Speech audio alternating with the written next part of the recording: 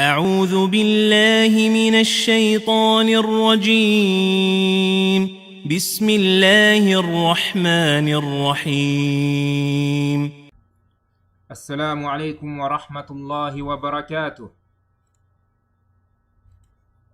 إن الحمد لله نحمده ونستعينه ونستغفره ونعوذ بالله من شرور أنفسنا ومن سيئات أعمالنا. من يهده الله فلا مضل له ومن يضلل فلا هادي له. وأشهد أن لا إله إلا الله وحده لا شريك له وأشهد أن محمدًا عبده ورسوله. يا أيها الذين آمنوا اتقوا الله حق تقاته ولا تموتن إلا وأنتم مسلمون. يا أيها الناس اتقوا ربكم الذي خلقكم من نفس واحدة وخلق منها زوجها وبث منهما رجالا كثيرا ونساء. واتقوا الله الذي تساءلون به والأرحام إن الله كان عليكم رقيبا.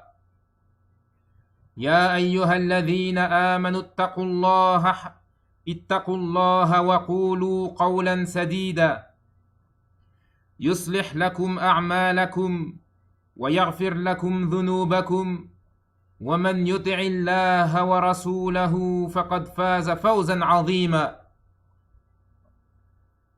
Certes, la louange est à Allah. Nous le louons, lui demandons aide et pardon, et nous cherchons refuge auprès d'Allah contre le mal de nos âmes et contre nos mauvaises actions. Celui qu'Allah guide, nul ne peut l'égarer, et celui qui l'égare ne trouvera point de guide. Et je témoigne que nul n'est digne d'être adoré. Et je témoigne que nul n'est digne d'être adoré en vérité à part Allah, seul et sans associé. Et je témoigne que Mohammed est son serviteur et son messager. Ô vous qui croyez, craignez Allah d'une crainte véridique et ne mourrez qu'en étant musulmans. Ô vous les gens, craignez votre Seigneur qui vous a créé à partir d'une seule âme et qui à partir de celle-ci a créé son épouse, puis a fait répandre à partir de ces deux-là beaucoup d'hommes et de femmes. Et craignez Allah, au nom duquel vous vous implorez les uns les autres, et craignez de rompre les liens de parenté. Certes, Allah est parfaitement connaisseur de ce que vous faites. Ô vous qui croyez, craignez Allah et dites des paroles véridiques, afin qu'il améliore vos actions, vous pardonne vos péchés, et quiconque obéit à Allah et à son messager obtiendra certes une énorme récompense, une énorme réussite. فإن أصدق الحديث كتاب الله وخير الهدي هدي محمد صلى الله عليه وسلم. La plus véridique des paroles est la parole d'Allah, et la meilleure des guidées est celle de Mohammed sallallahu alayhi wa sallam. وشر الأمور محدثاتها. Et les pires choses sont les nouveautés en religion. فإن كل محدثة بدعة. Car toute nouveauté en religion est une innovation. وكل بدعة ضلالة. Et toute innovation est un égarement. أما بعد. Ce soir,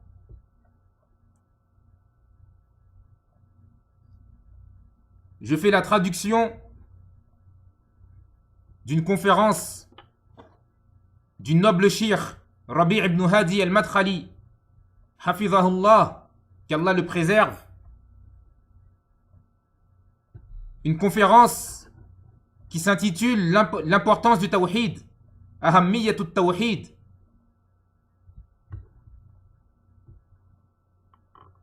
Et ce sujet est un sujet très important que tout musulman Un sujet auquel tout musulman doit porter un intérêt et un grand intérêt. Et c'est pour cela que j'ai décidé de commencer par ce sujet, qui est l'importance du tawhid. Je disais que j'ai choisi de commencer par ce sujet qui est l'importance du tawhid, car c'est le sujet le plus important auquel tout musulman doit donner un grand intérêt. Puis je disais que bi'idhnillahi ta'ala, si Allah nous le permet, il s'en suivra d'autres conférences. Puis bi'idhnillahi ta'ala, nous commencerons l'explication dans environ 1 mois et demi ou un peu plus. Nous commencerons l'explication, ou nous ferons l'explication plutôt, d'une conférence que Cheikh Ben Baz rahimahullah avait donnée concernant la croyance des gens de la Sunna et du groupe sauvé, Aqidat Ahl Sunnati wal Jama'a.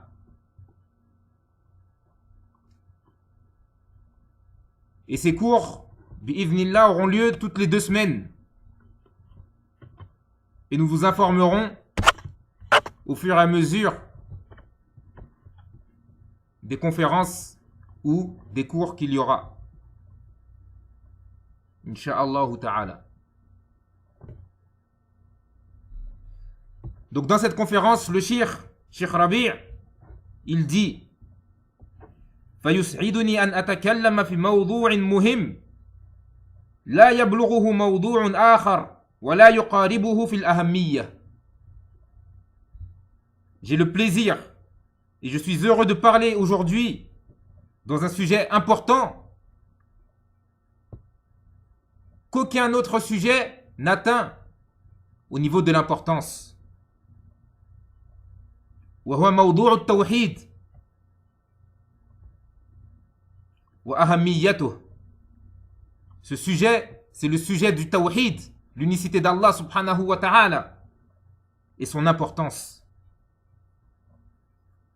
التوحيد الذي يقول فيه الإمام ابن تيمية رحمه الله التوحيد سر القلوب ولب الإيمان. Le tawhid sur lequel Ibn Taymiyyah rahimahullah disait, le tawhid, c'est le principe du Coran et l'essence de la foi.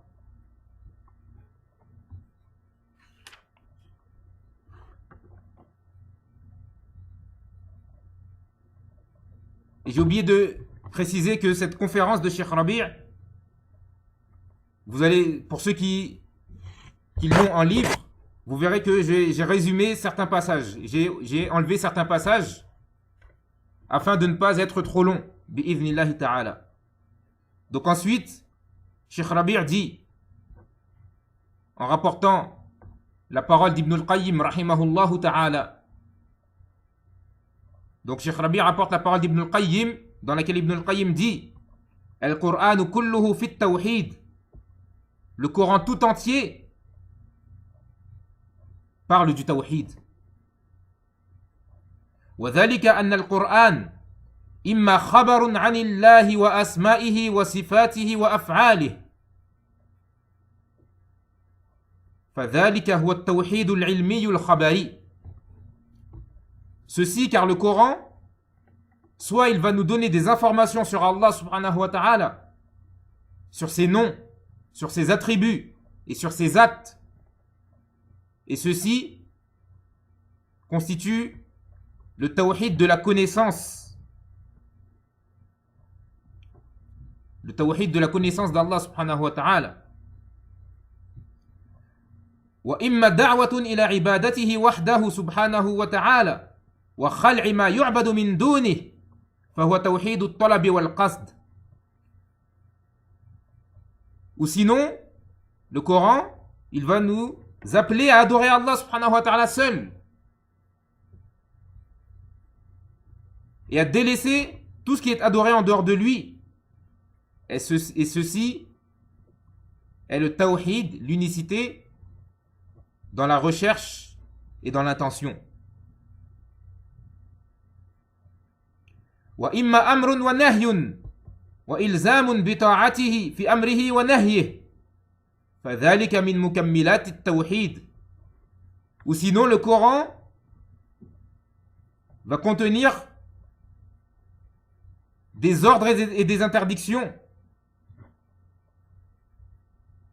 et va nous appeler à obéir à Allah subhanahu wa ta'ala dans ses ordres, dans ce qu'il nous a ordonné, en le faisant et en s'écartant de ses interdits. Et ceci fait partie des choses qui complètent le tawhid. Wa imma khabarun an awliyaihi wa ma kafa'ahum bihi fil hayati ad-dunya wa ma yajzihim bihi fil akhirah.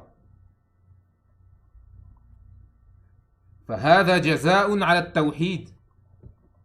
Ou sinon le Coran va nous apporter des informations sur les alliés d'Allah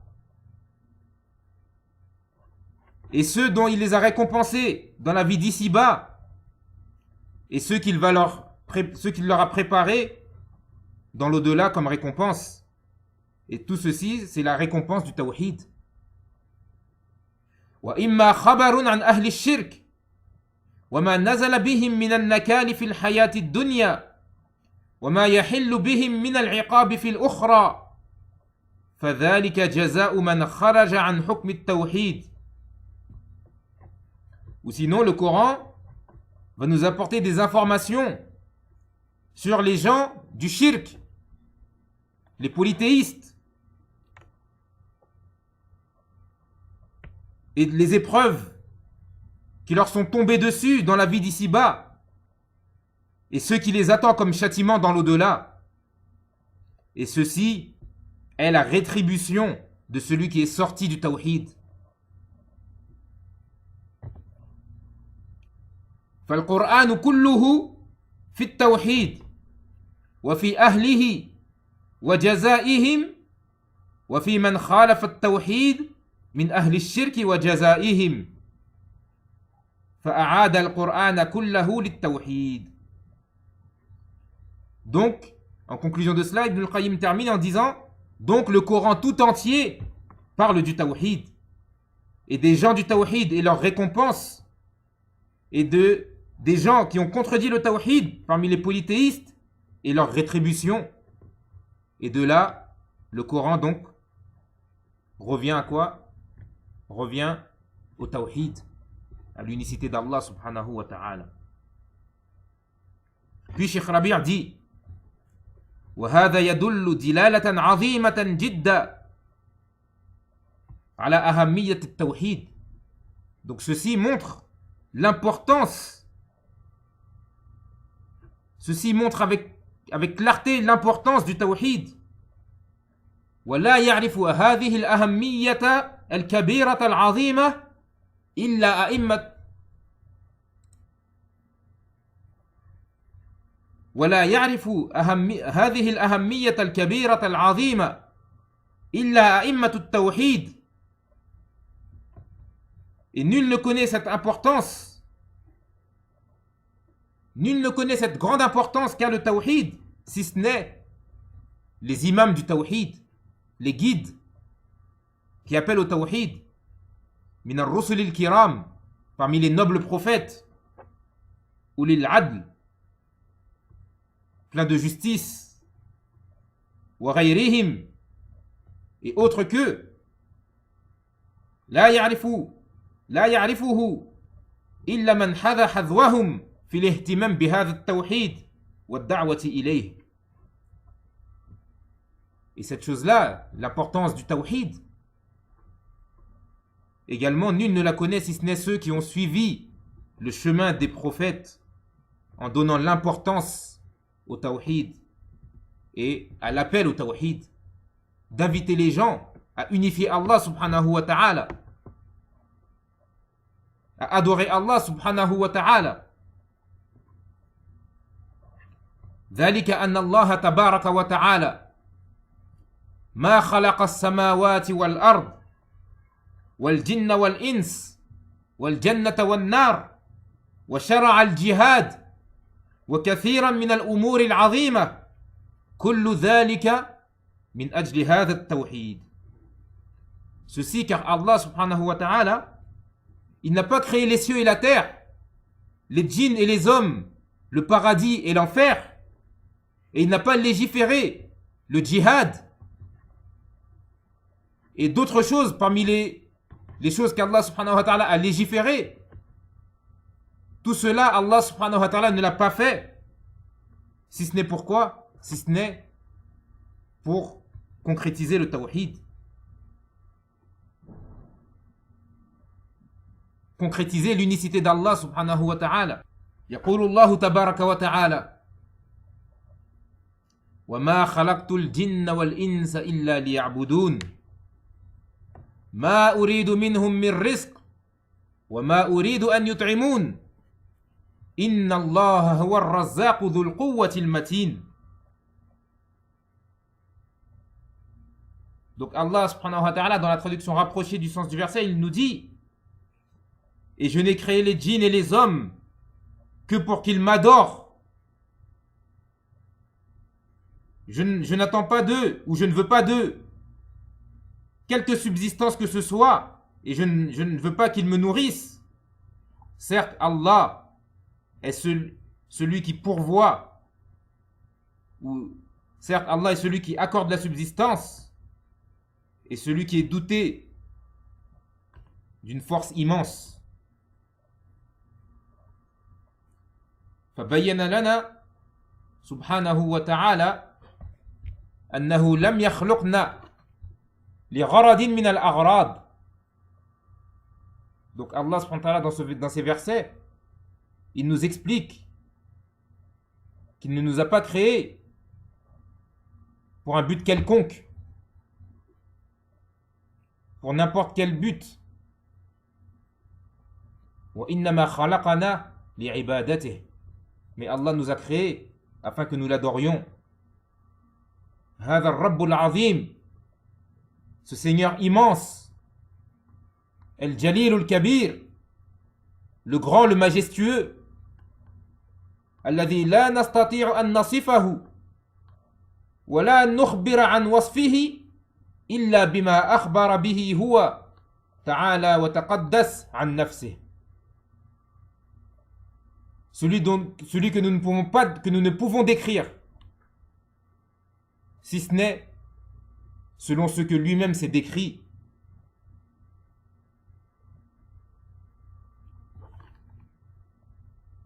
وأحب أن أقرأ بعض الآيات التي تنوه عن عظمة الله سبحانه وتعالى وجلاله وعظمته. Puis le cheikh dit: j'aimerais vous lire certains versets qui nous montrent l'immensité d'Allah, sa majesté et sa grandeur. وأنه سيد هذا الكون, et qu'il est le maître de cet univers. وَرَبُّهُ, et son Seigneur. وَالْمُسَيْطِرُ عَلَيْهِ, et celui qui domine cet univers. مِنْ أَجْلِ ذَلِكَ هُوَ يَسْتَحِقُّ الْعِبَادَةَ وَحْدَهُ سُبْحَانَهُ وَتَعَالَى. C'est pour tout cela qu'Allah est le seul à mériter l'adoration. وَأَنْ يُخْلَصَ لَهُ الدِّينَ, et qu'on lui voue un culte exclusif. Je disais, c'est pour cela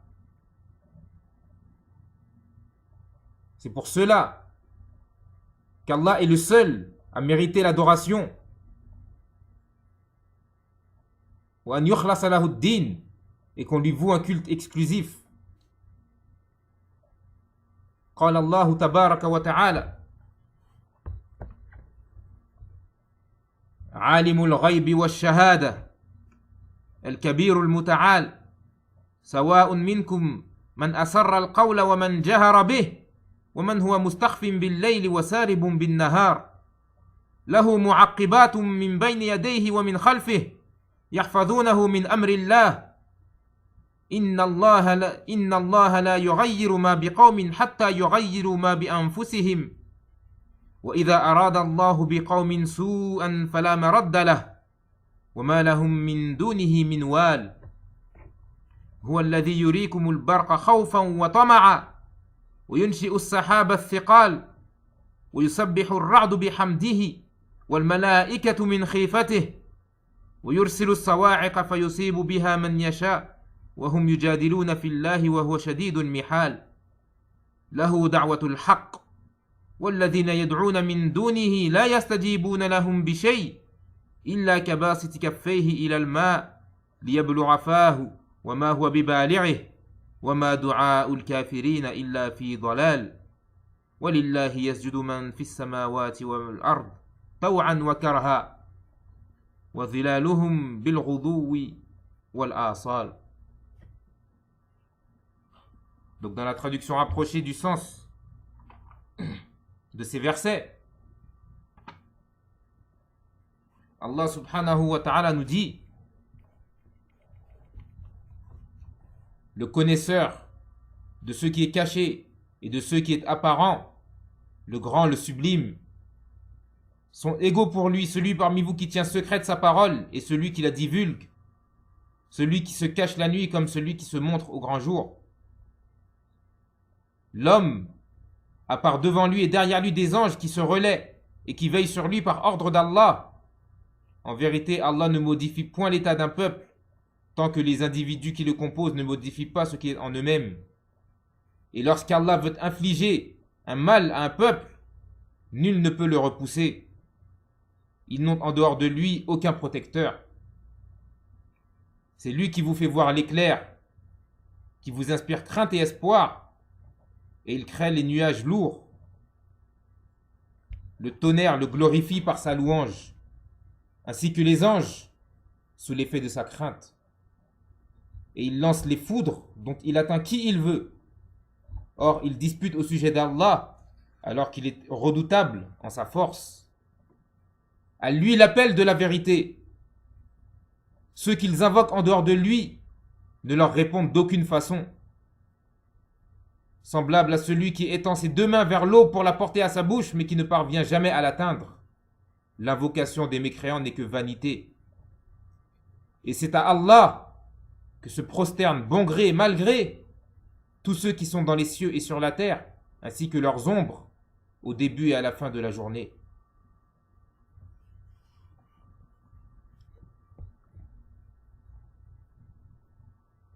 À la suite de ces versets, Cheikh Rabi' nous dit: هنا نقف خاشعين أمام عظمة الله تبارك وتعالى. Ici, nous nous arrêtons avec humilité devant l'immensité d'Allah subhanahu wa ta'ala. التي صرحت بها هذه الآيات. Cette immensité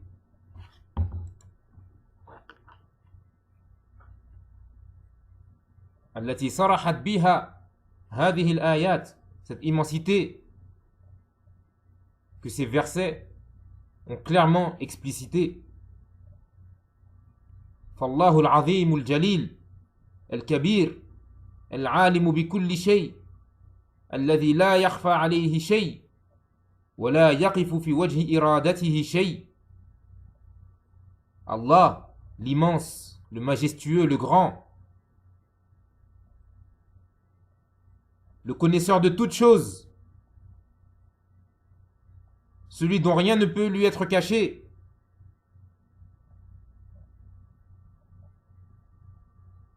et qu'aucune chose ne peut aller en l'encontre de sa volonté. ويخضع له من في السماوات والأرض وتخضع له الملائكة سبحانه وتعالى وأنا لا أستطيع أن أعبر.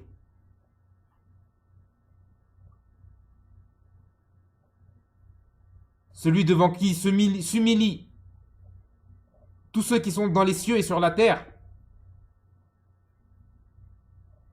ainsi que les anges, ils s'humilient devant lui. Puis le shir dit: je ne trouve pas les mots pour expliquer la grandeur et l'immensité d'Allah subhanahu wa ta'ala. والمقام لا يتسع لتفسير هذه الآيات. Et la situation ne nous permet pas de nous élargir dans l'explication et dans l'interprétation de ces versets. ولكن قد يكفيكم أن أقرأها عليكم وآيات أخر في هذا المعنى. Mais il vous suffit que je vous lise ces versets ainsi que d'autres versets qui vont dans le même sens. تدل على جلال الله وعظمته وعزته وكبريائه وعليائه سبحانه وتعالى. Des versets qui montrent la majesté d'Allah subhanahu wa ta'ala, ainsi que sa grandeur et son immensité et sa puissance et sa grandeur. الذي تتضاءل كل عظمة وكل جلالة أمام عظمته. Celui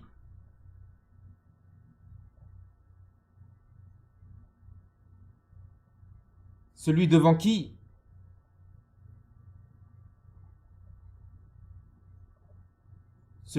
s'abaisse et s'humilie toute autre majesté et toute autre grandeur. Toute grandeur et toute majesté devant la majesté d'Allah subhanahu wa ta'ala, elle se rabaisse. بل ليس هناك جلالة وعظمة أمام عظمة هذا الواحد القهار المعبود بحق سبحانه وتعالى. Aucune grandeur et aucune majesté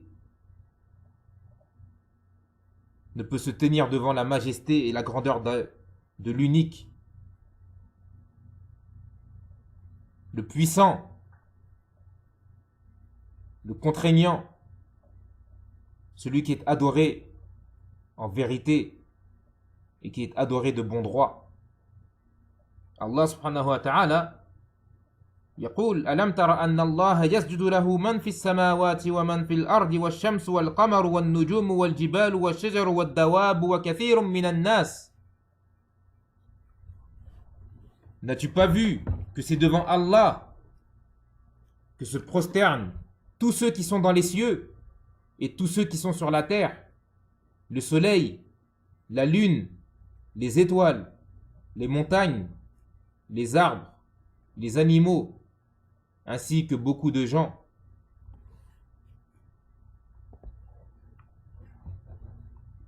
كل شيء يسجد له ويخر خاضعا ذليلا لعظمته. Toute chose se prosterne devant lui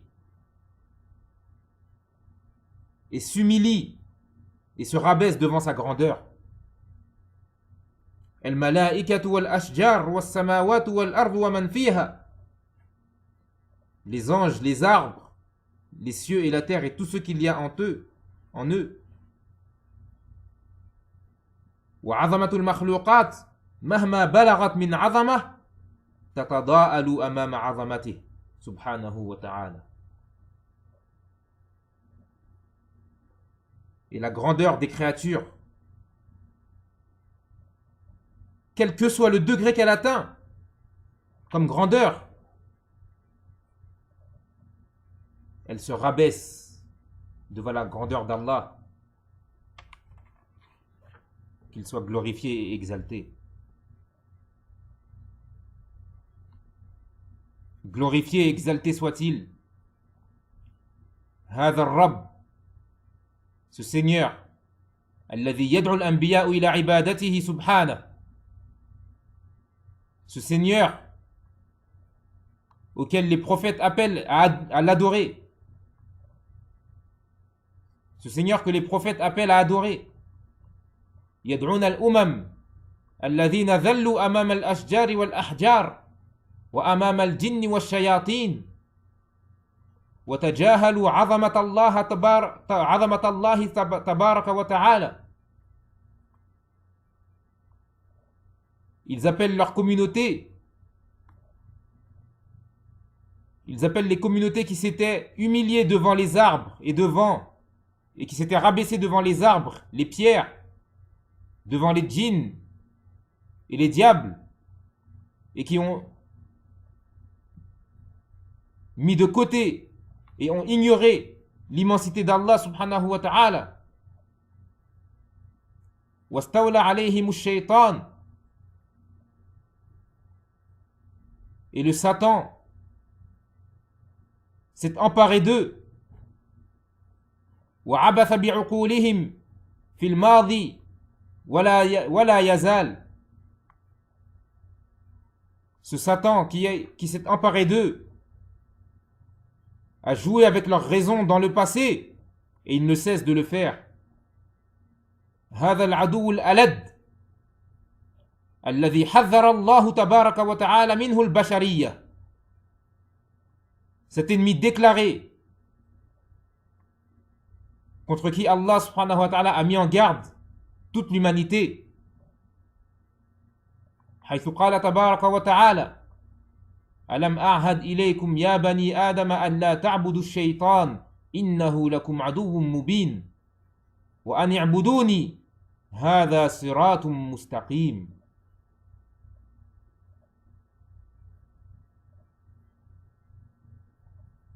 N'ai-je pas pris votre engagement, ô enfants d'Adam, que vous n'adoreriez point le diable? Il est certes pour vous un ennemi déclaré, un ennemi évident. Et n'ai-je pas pris votre engagement? N'ai-je pas pris de vous l'engagement que vous m'adoriez? Certes, ceci est un droit chemin. هذه دعوة الأنبياء عليهم الصلاة والسلام. Tel est le prêche des prophètes. Que le salut et la paix soient sur eux. يدعون إلى عبادة هذا الرب العظيم. Ils appellent à l'adoration de ce Seigneur immense. الذي وصف نفسه في كتبه المقدسة. Celui qui s'est décrit dans les livres saints.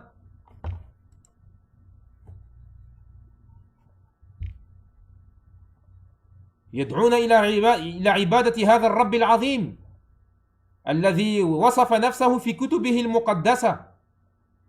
Les prophètes appellent à l'adoration de ce Seigneur immense qui s'est décrit dans ses livres saints, dans les livres saints qu'il a révélés. ووصف نفسه في هذا الكتاب العظيم في الآيات والسور. Et il s'est décrit également dans ce livre immense, le Coran, à travers les versets et les sourates. بل في القرآن كله كما ذكر ذلك ابن القيم. Et dans tout le Coran, comme nous l'a cité Ibn al-Qayyim rahimahullah. ولعلي أقرأ بعض الآيات التي أشار إليها ابن القيم. Et je vais citer certains versets qu'Ibn al-Qayyim rahimahullah a cités. لتدلنا على عظمة الله, afin qu'elle nous montre l'immensité d'Allah. وتدفعنا, afin qu'il nous montre les versets, afin que ces versets nous montrent l'immensité d'Allah. وتدفعنا إلى محبته, et qu'il nous pousse à l'aimer, à aimer Allah. والخضوع له, et à s'humilier devant lui. والإخلاص له, et être sincère envers lui. وإجلاله وتقديسه, et à le vénérer et à l'honorer. في حين أصبح كثير من الناس يخضعون لبعضهم بعضا أكثر مما يخضعون لله العلي الكبير. Dans une époque dans laquelle beaucoup de gens se rabaissent les uns pour les autres, se rabaissent les uns envers les autres, plus qu'ils ne se rabaissent devant Allah, le Très-Haut, le Grand. Alladhi khada'a lahu kullu shay.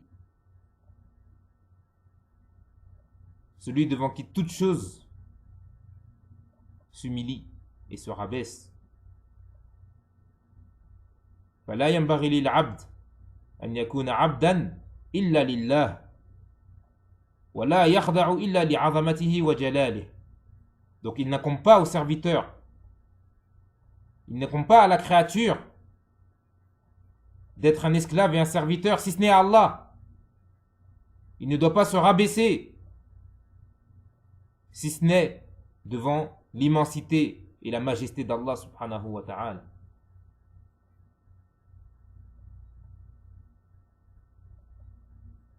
يقول الله تبارك وتعالى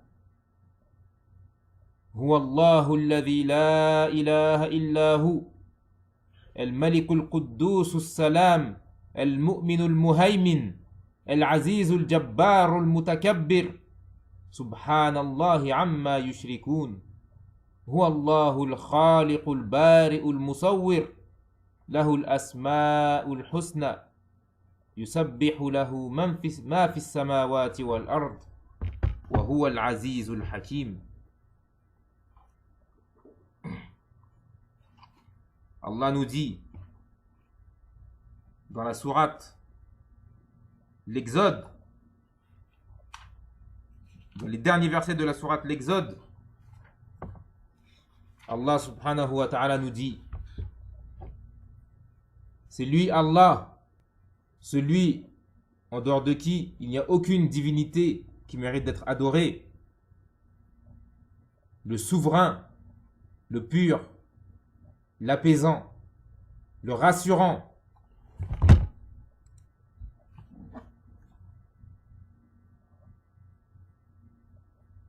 Donc Allah subhanahu wa ta'ala, dans la traduction rapprochée du sens de ces versets, il dit: c'est lui Allah, celui en dehors de qui il n'y a pas de divinité qui mérite d'être adorée, le souverain, le pur, l'apaisant, le rassurant, le prédominant, le tout-puissant, le contraignant, l'orgueilleux. Gloire à Allah, il transcende ce qu'il lui associe. C'est lui Allah, le créateur, celui qui donne un commencement à toute chose, le formateur, à lui les plus beaux noms. Tout ce qui est dans les cieux et sur la terre le glorifie, et c'est lui le puissant, le sage.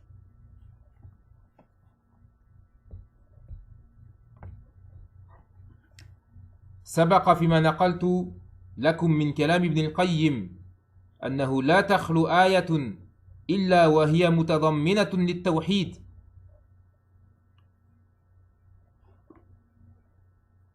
Dans ce que je vous ai rapporté précédemment, parmi les paroles d'Ibn al-Qayyim, nous avons cité comme quoi il n'y a pas un verset qui ne contient pas ou qui n'applique pas le tawhid. انظر إلى هذه الآيات في آخر سورة الحشر. Regarde ces versets qui se trouvent à la fin de la sourate l'Exode. تضمن التوحيد الألوهية, qui contient l'unicité d'Allah dans l'adoration. في قوله هو الله الذي لا إله إلا هو. Lorsqu'il dit c'est lui Allah, celui en dehors de qui il n'y a aucune divinité qui mérite d'être adorée. وتضمن التوحيد الأسماء والصفات. Et ces versets contiennent ou parlent du tawhid, de l'unicité d'Allah dans ses noms et ses attributs. في قوله سبحانه هو الله الذي لا إله إلا هو عالم الغيب والشهادة هو الرحمن الرحيم. وفي قوله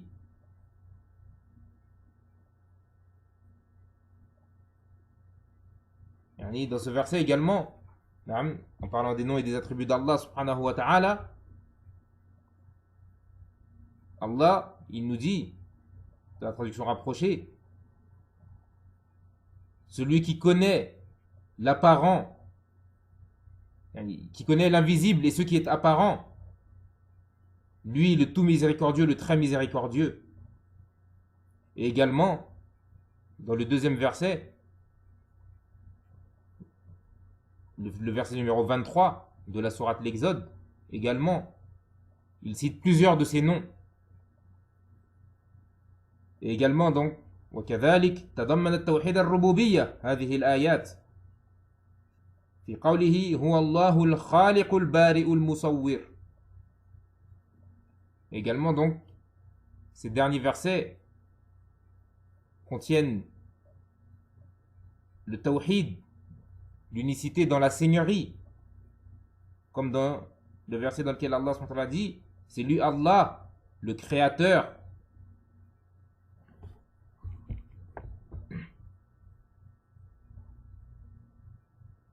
celui qui a commencé la création de toutes choses, le formateur. فهذه الآيات القليلة في آخر سورة الحشر تضمنت كل أنواع التوحيد. Donc ces derniers versets, ces quelques versets qui sont à la fin, ces quelques versets qui sont à la fin de la sourate l'Exode contiennent les trois types de tawhid. Tawhid al-ibadah, l'unicité dans l'adoration. Tawhid al-asma wa sifat, l'unicité dans les noms et les attributs. Wa tawhid al-rububiyya, l'unicité dans la seigneurie.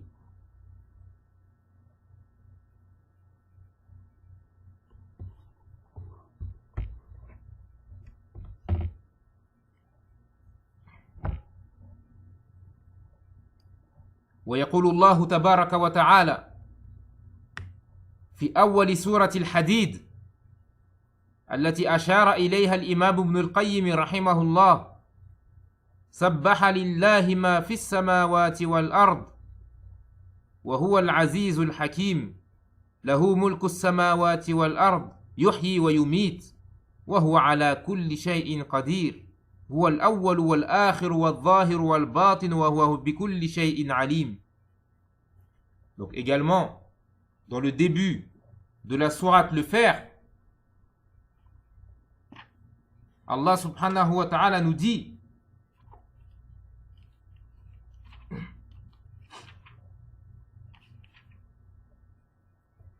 tout ce qui est dans les cieux et la terre glorifie Allah, et c'est lui le puissant, le sage. À lui appartient la souveraineté des cieux et de la terre. Il fait vivre et il fait mourir et il est omnipotent. C'est lui le premier et le dernier, l'apparent et le caché, et il est omniscient. فهذه الآيات تضمنت أنواع التوحيد الثلاثة. Également ces versets-là contiennent les trois types de tawhid. فقوله سبحانه سبح لله ما في السماوات والأرض. Donc comprend la parole lorsqu'il dit tout ce qui est dans les cieux et la terre glorifie Allah. Ay khada'a lillahi wa abada Allah. C'est-à-dire tout ce qui est dans les cieux et la terre s'humilie devant Allah et adore Allah. Wa hadha tawhidul ibadah. Et ceci, c'est l'unicité d'Allah dans l'adoration. Wa qawluhu ta'ala lahu mulku samawati wal ard, al-aya. Et le verset ensuite, lorsqu'il dit à lui appartient la souveraineté des cieux et de la terre, il fait vivre et il fait mourir et il est omnipotent, etc. Ceci, c'est hada tawhid al-rububiyya. Ceci, c'est l'unicité d'Allah dans la seigneurie.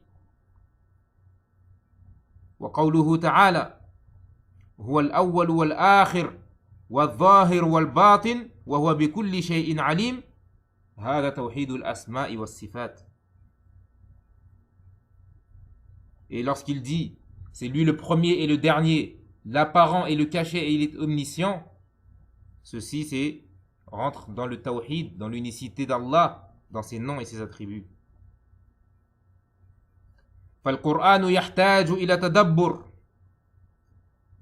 Donc le Coran demande d'être médité. وإلى عقول واعية تعيه وتعرف قدره وقدر منزله رب السماوات والأرض. Le Coran demande des raisons, des esprits éveillés qui le comprennent et qui connaissent sa valeur et la valeur de celui qui l'a révélé et qui l'a fait descendre, le Seigneur des cieux et de la terre. هذا الرب العظيم, cet immense Seigneur. وقدر هذا الرسول العظيم الذي أنزل عليه هذا القرآن. Et également, le Coran demande également des esprits éveillés qui connaissent la valeur de ce messager, de ce prophète sur qui le Coran a été descendu. فنعلم هذا القرآن. Donc, nous devons connaître et apprendre ce Coran. ونعمل به بعد التدبر والتعقل والتفهم. Et nous devons l'appliquer après l'avoir médité et l'avoir compris. والإدراك الواعي لمرام القرآن ومقاصده.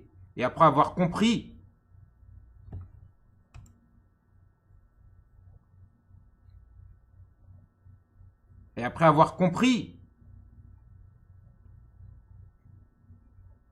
ce à quoi nous appelle le Coran et ce qu'il veut, ce qu'il attend de nous. خاصة فيما يتعلق بذات الله سبحانه وتعالى وأسمائه وصفاته وما يستحقه من العبادة والتقدير والتعظيم والإجلال والهيبة والخوف والحياء والمحبة والذل إلى آخر أنواع العبادات التي نعرفها من هذا القرآن العظيم ومن سنة نبينا الكريم عليه الصلاة والسلام. Et nous devons surtout comprendre de ce que ce Coran attend de nous en ce qui concerne notre Seigneur, ses noms et ses attributs, et ce qu'il mérite comme adoration, et comme respect, et comme vénération, et comme crainte, et comme peur, et comme pudeur, et comme amour, et humilité, ainsi que tous les autres types d'adoration que nous connaissons à travers ce Coran et à travers la sunna de notre prophète, le prophète Mohammed sallallahu alayhi wa sallam.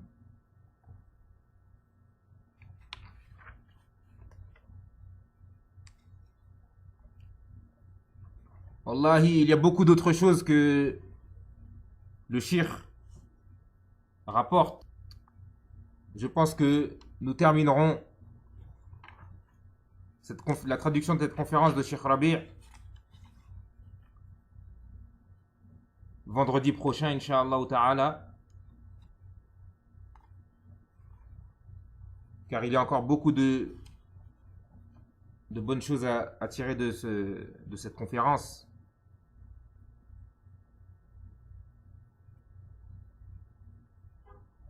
فنقف عند هذا وصلى الله على نبينا محمد وعلى آله وصحبه أجمعين والحمد لله رب العالمين.